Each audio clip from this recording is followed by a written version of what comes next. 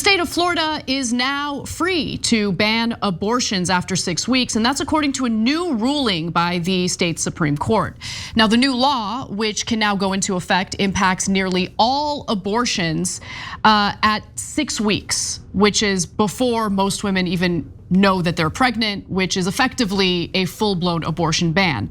But the court's decision also allows for a proposed amendment that would protect abortion rights in the state, and that amendment would be put up on a ballot for the state's residents to vote on. So ultimately, Floridians will have a final say on reproductive rights in the state. But first, let's talk about the court permitting the strict abortion ban.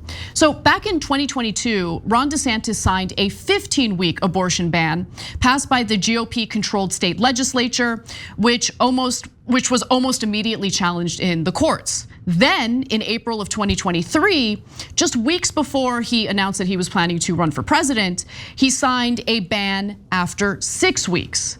Now, the 15-week ban has already been enforced while the 15-week ban has been enforced while it's being challenged in the courts. The 6-week ban was written so that it would not take effect until a month after the 2022 law was upheld.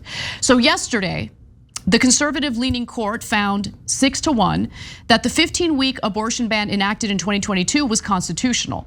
The ruling, in response to a lawsuit brought by Planned Parenthood, the American Civil Liberties Union, and several abortion providers, will allow the six-week ban enacted last year to take effect by May 1st. The ban, by the way, does include exceptions for rape, incest, and the life of the mother. But considering the fact that Texas passed a similar law, we've seen how this has really played out. There was a woman who had complications with her pregnancy, and she was unable to get the courts in Texas to agree to allow her to get an abortion as a result, even though that pregnancy was not viable and also put her reproductive health in jeopardy. Now, Planned Parenthood and the ACLU argued that the Florida Constitution's privacy clause explicitly protects the right to abortion and should remain in force. The privacy clause in the Florida Constitution states that every natural person has the right to be left alone or let alone and free from governmental intrusion into the person's private life. The Florida Supreme Court first ruled that it applied to abortion in 1989. In 2012, voters rejected an amendment that would have exempted abortion from constitutional privacy protections. But the current Supreme Court disagreed. In the majority decision authored by Justice Jamie Grosshans, she says, "We conclude there is no such basis under the privacy clause to invalidate the statute. In doing so, we recede from our prior decisions in which, relying on reasoning the US Supreme Court has rejected, we held that the privacy clause guaranteed the right to receive an abortion through the end of the second trimester. Based on our analysis, finding no clear right to abortion embodied within the privacy clause, Planned Parenthood cannot overcome the presumption of constitutionality and is unable to demonstrate beyond a reasonable doubt that a 15-week ban is unconstitutional." So in 30 days, the ban will go into effect, but it's not just women in Florida who will be impacted by this. Florida has been one of those states where women in other surrounding red states have traveled to in order to get their reproductive rights met. But now it's gonna be incredibly difficult to do so. Here's one doctor explaining the ramifications of the ban last year as it was making its way through the legislature. A 6-week ban here in Florida means that patients from around the Southeast will have to travel potentially even further or just may not be able to access care.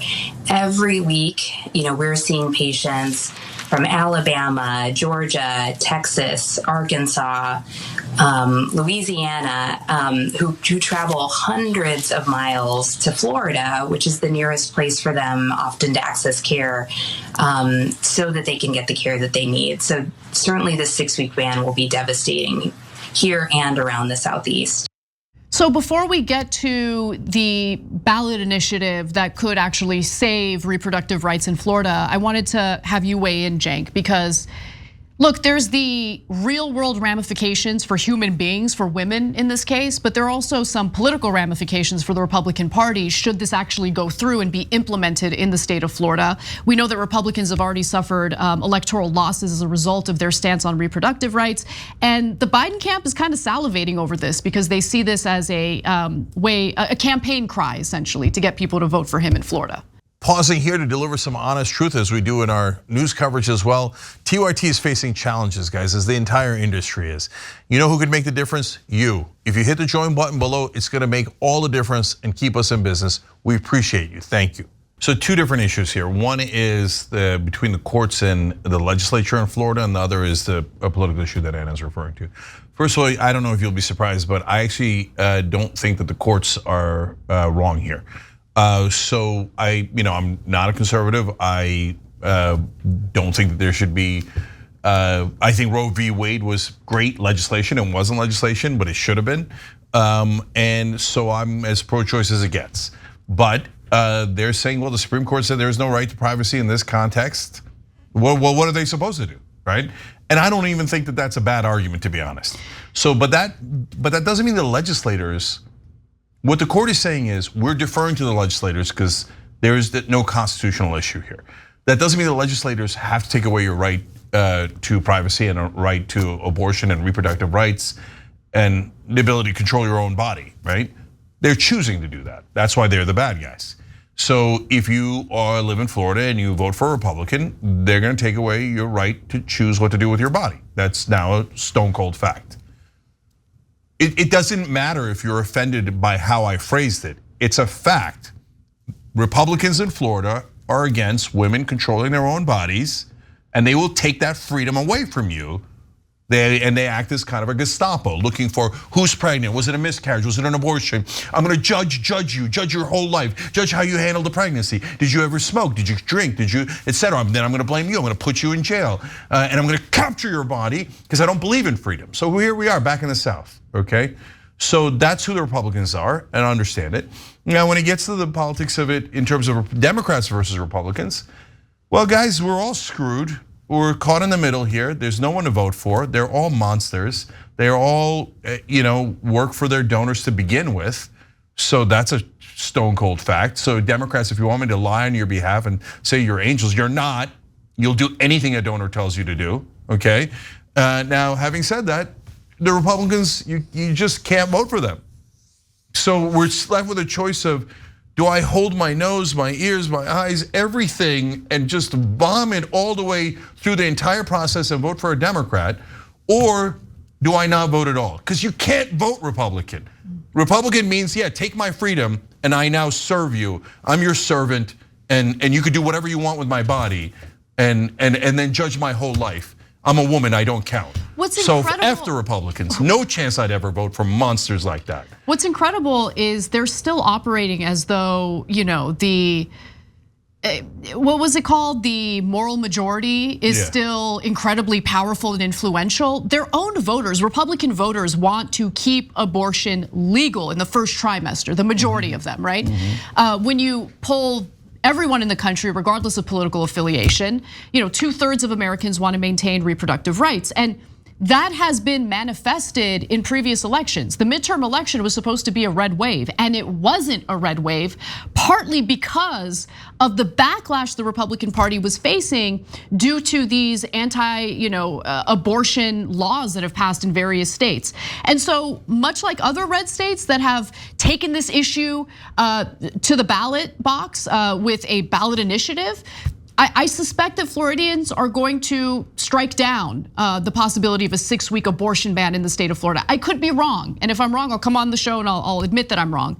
They're definitely, so look, that's not the issue. The issue is whether the corrupt legislators are gonna allow ballot measures. Because remember, Florida passed a ballot measure saying that ex-felons could vote. And then the legislators were like, oh, that's inconvenient, they're voting for Democrats. We think they're voting for Democrats more than Republicans. So then they started chipping away at that ballot measure. And they started taking away those votes, and then they started imprisoning people who voted when they thought it was legal to vote. And so legislators have done this, and this time it's almost exclusively Republicans We're the most honest show. We rip the Democrats on a daily basis. They do horrible things all the time, mainly on the national level, but yes, sometimes on the local level too.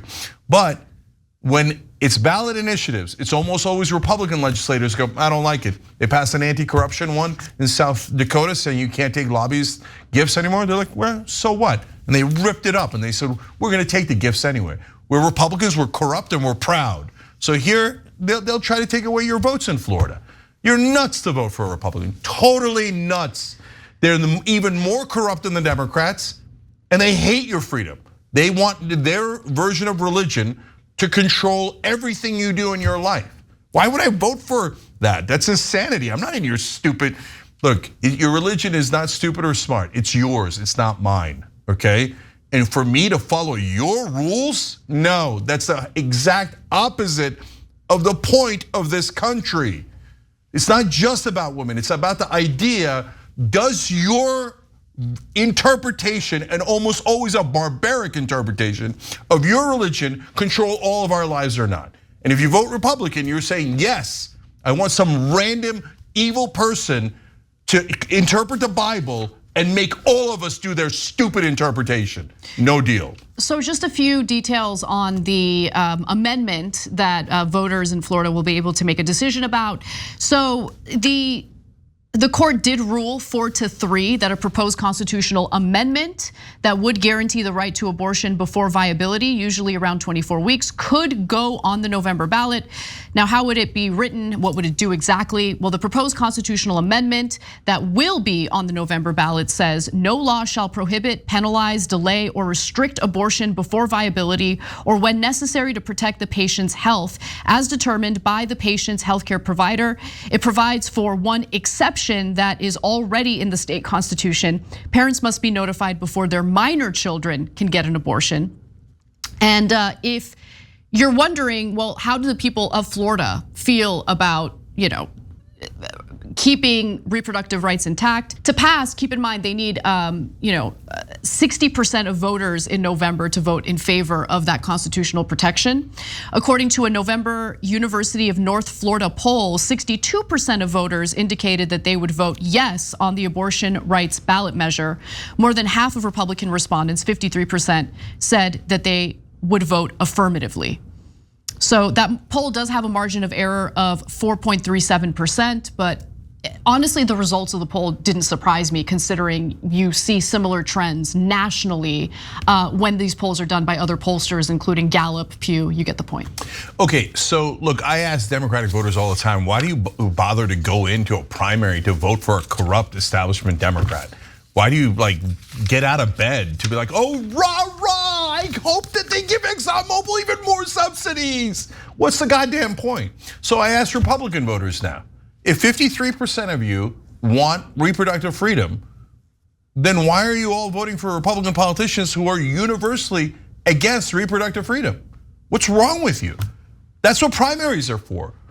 Is it conceivable that a Republican that isn't more barbaric would win in a Republican primary? I don't know. You guys tell me, you're the Republicans, right? For those of you who are watching out there, is it conceivable that someone who doesn't want to take away our freedom, doesn't want to be backwards and barbaric, could win in a Republican primary? You tell me. But if you keep putting these guys back in, don't tell me you're for reproductive freedom, because you're not. You vote for guys who take away that right from women. So own it. So if you voted for DeSantis and you're gonna vote for him again and you're gonna vote for these Republicans, you're the one who wants to take away freedom from women, and don't pretend you're not, you are. Thanks for watching The Young Turks, really appreciate it. Another way to show support is through YouTube memberships. You'll get to interact with us more. There's live chat emojis, badges. You've got emojis of me, Anna, John, JR, so those are super fun. But you also get playback of our exclusive member-only shows and specials right after they air. So all of that, all you gotta do is click that join button right underneath the video. Thank you.